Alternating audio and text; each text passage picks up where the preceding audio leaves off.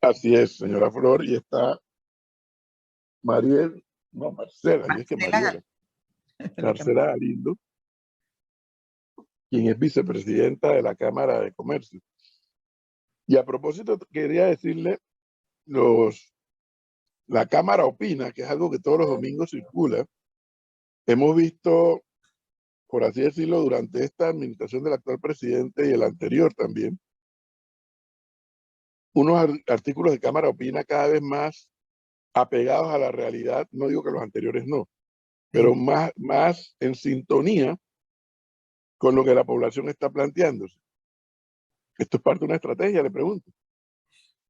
Muy buenos días, Flor. Muy buenos días, Edwin. Primero que nada, muchas gracias por darnos este espacio en su programa el día de hoy. Eh, yo creo que es importante destacar que para la Cámara de Comercio es importante estar en sintonía con el sentir de la población y mandar ese mensaje de que si bien somos un gremio empresarial, yo creo que lo más importante para todos, porque al final del día todos somos panameños, todos vivimos en este país, es respetar la institucionalidad, es que las cosas se hagan como se deben hacer y que las cosas funcionen en el país como deben funcionar. Entonces, por ejemplo, en el momento que estamos viviendo ahora mismo, lo primero que debemos decir y el mensaje que debemos mandar es fortalecimiento de la democracia. Y eso es lo que debemos poner todos como norte, independientemente de si somos un gremio empresarial, de si somos un gremio trabajador, de si somos sociedad. Yo creo que todos tenemos que tener el mismo norte como país y es ver y vivir en un mejor país y trabajar hacia eso. Ahora, ¿cómo le reclamamos más a nuestras autoridades? En la Cámara Opina de ayer cuestionaban el rol del Tribunal Electoral en este debate de las reformas electorales. Vemos que la gente sale, protesta, se queja en las redes. Bueno, últimamente la gente ha ido hasta la asamblea, algunos han hecho cadena humana, pero al final pareciera como que las quejas de la gente y de sectores como ustedes caen en saco roto. Sí, bueno, es importante que la ciudadanía esté informada y que la ciudadanía participe. Yo creo que hemos vivido un periodo de tiempo donde a lo mejor la ciudadanía ha estado un poco apática. Vemos que muchas veces las personas a lo mejor no se informan, no se enteran bien de lo que está pasando. Y yo creo que hemos visto un cambio de actitud en las últimas semanas, donde la ciudadanía está mostrando más interés, está informándose un poco más, está participando un poco de estas marchas y a través de comunicados como estos, estamos haciendo estos llamados a atención y ya no es solamente la Cámara de Comercio, sino que se empiezan a sumar otros sectores de la sociedad y yo creo que en esa unión está la fuerza porque debemos ser el contrapeso siempre a nuestras autoridades. Recuerden que la ciudadanía somos quienes elegimos a nuestros gobernantes. O sea, nuestros gobernantes se deben a la ciudadanía. Entonces, nuestra voz y nuestra opinión es importante y debe ser escuchada, pero debemos informarnos, debemos participar, debemos alzar nuestra voz. Entonces, por ejemplo, si bien nosotros en nuestra Cámara Opina hicimos ese llamado de atención, tanto a la Asamblea Nacional como al Tribunal Electoral, vimos con buenos ojos y vimos como trascendental ese comunicado que emitió el Tribunal Electoral anoche, también rechazando lo aprobado por la Asamblea. Y entonces ahora, bueno, nos mantendremos atentos a el rumbo que va a seguir esto en el órgano ejecutivo y continuaremos exigiendo ante las instancias que quedan el que se cumpla con la voluntad de la ciudadanía y que es contar con un código electoral justo y equitativo, ¿no? O sea, tenemos que seguir ahí, tenemos que seguir haciendo esa presión, tenemos que seguir involucrándonos. Ahora, sin pretender, porque no es la intención del comentario que voy a hacer, no es la intención, no es demeritar administraciones pasadas o juntas directivas pasadas, es evidente, Flor, que estamos frente a una dirigencia empresarial en la Cámara de Comercio, que es otra generación, porque usualmente la Cámara de Comercio solo se pronunciaba sobre temas atinentes al sector privado. Puntuales, sí. Y eso no se critica, porque eso es un gremio empresarial. Sin embargo, cuando hablo de que es otra generación es porque vemos una directiva de una Cámara de Comercio diciendo, no, no, espérate. Los temas empresariales también nos preocupan, pero es que hay temas nacionales de los cuales somos parte como una sociedad. Y eso Exactamente. es lo que quisiera yo rescatar de estos pronunciamientos de la Cámara Opina, de las veces que he escuchado al actual presidente y por lo menos los dos anteriores también, que recuerde rápidamente, metiéndose en los temas nacionales.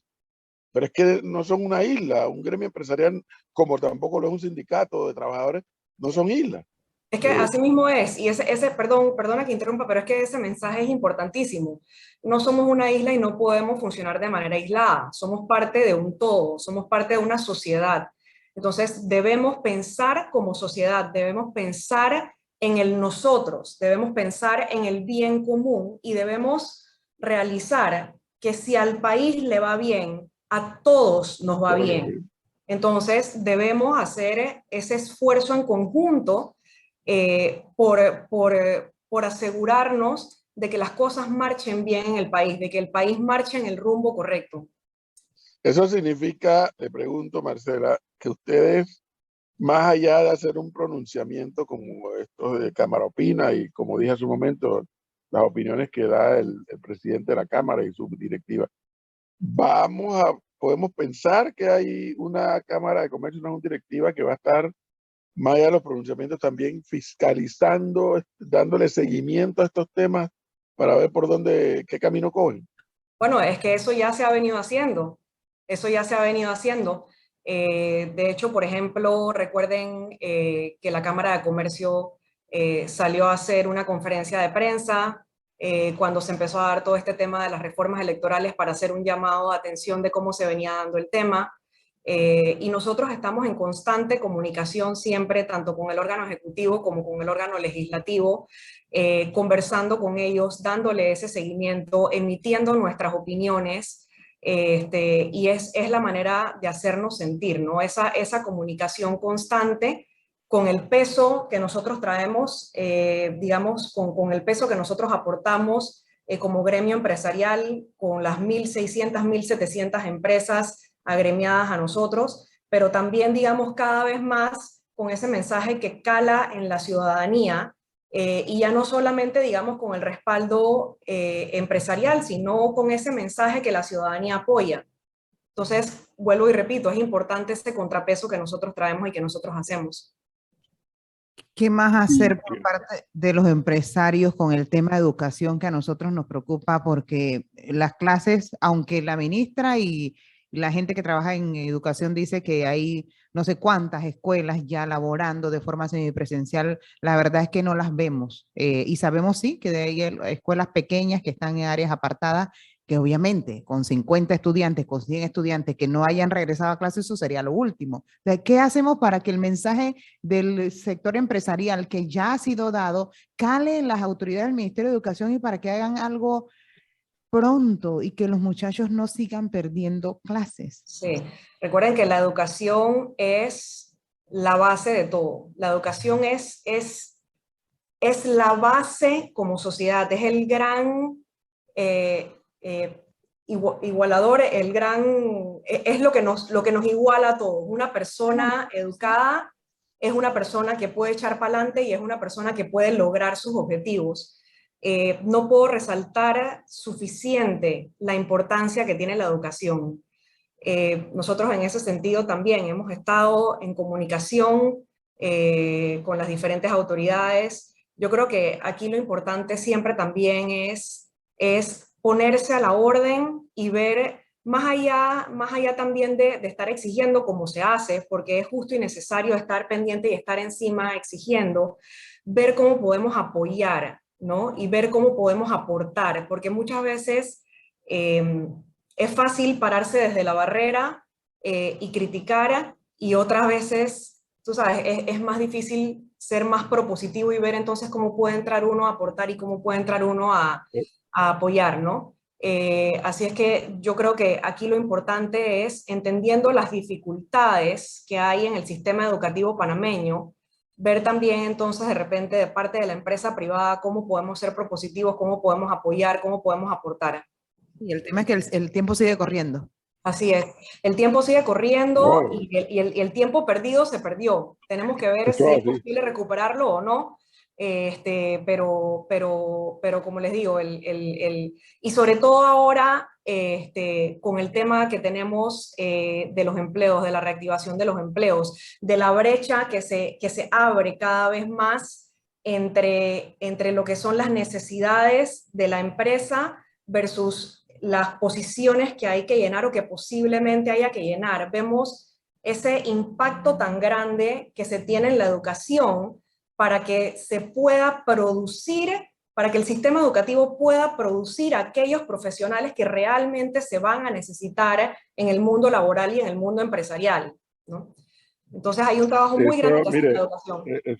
Eso que mencionaba Flor, Marcela, la migración de estudiantes de escuelas particulares a escuelas públicas ya se está convirtiendo en un problema hacia una crisis, porque entonces en el Meduca en determinadas escuelas dicen no hay cupos. Mira el problema que está generando todo esto. No es por culpa del gobierno el tema de la pandemia. Sí. El gobierno tiene otro tipo de responsabilidad, pero es evidente, o sea, el tema de los contratos suspendidos o empresas que hayan cerrado, gente que se ha quedado sin empleo, gente que tenía hijos en escuelas particulares, tienen que meterlo en la escuela pública, no hay cupo en la escuela pública, se va generando ahora otro tipo de problemas que puede derivar en una crisis también. Entonces, exacto, todo está muy interrelacionado, es una cadena que una cosa lleva a la otra, lleva a la otra y lleva a la otra. Exactamente, y si no, como dicen los chiquillos, si no nos ponemos las pilas, sí, nos fregamos. Con este tema del levantamiento de las medidas de bioseguridad, bueno, gran parte de las medidas, el toque de queda en casi todo el país, al final, ¿ya hay algún balance de cómo se ha ido moviendo el sector empresarial, los comercios que estaban cerrados? Sí, bueno, recuerda que estamos digamos, empezando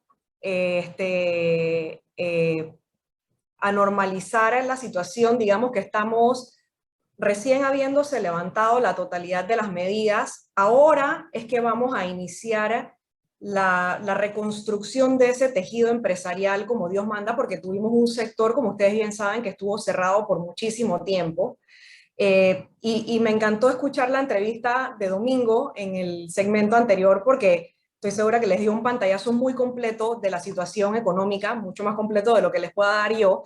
Lo único que les quiero mencionar es, como bien sabemos, como bien ya todos sabemos, pues hubo una caída del PIB grande el año pasado, estamos en una tendencia positiva y vamos hacia una recuperación. Si bien las tendencias son positivas y nos vamos a recuperar económicamente, el desafío que vamos a tener va a ser en la recuperación del mercado laboral, la recuperación de esos puestos de trabajo, ¿no? Ya sabemos que nos estamos afrontando, como les digo, se levantan estas medidas, empieza esa reconstrucción del tejido laboral, pero todavía estamos, del tejido empresarial, pero todavía estamos ante una situación donde tenemos alrededor de 101,000 contratos suspendidos.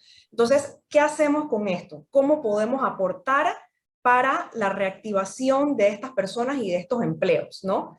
Y una de las cosas que nosotros hemos catalogado como urgentes en la Cámara de Comercio es el apoyo en el rescate a las micro, pequeñas y medianas empresas, porque estas son las que nosotros consideramos que son los grandes generadores de empleo en el país, la micro, pequeña y mediana empresa. Entonces, en ese sentido, sabemos que a principios de la pandemia el gobierno nacional se movió bastante rápido y consiguió alrededor de 1.300 millones de dólares prestados por diferentes multilaterales.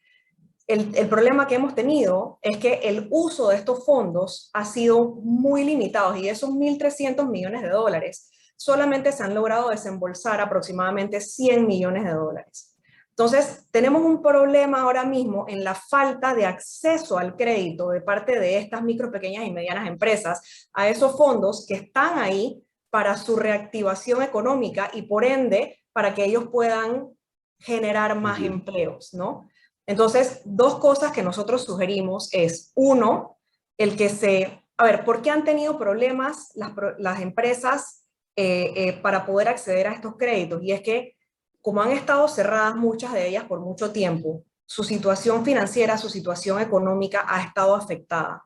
Entonces, en el momento en que ellos se acercan a una entidad financiera a pedir un préstamo, no, o sea, no es lo mismo hacerlo con un estado financiero que no está en la misma situación en la que estaba hacía 2 años que la que está ahora mismo.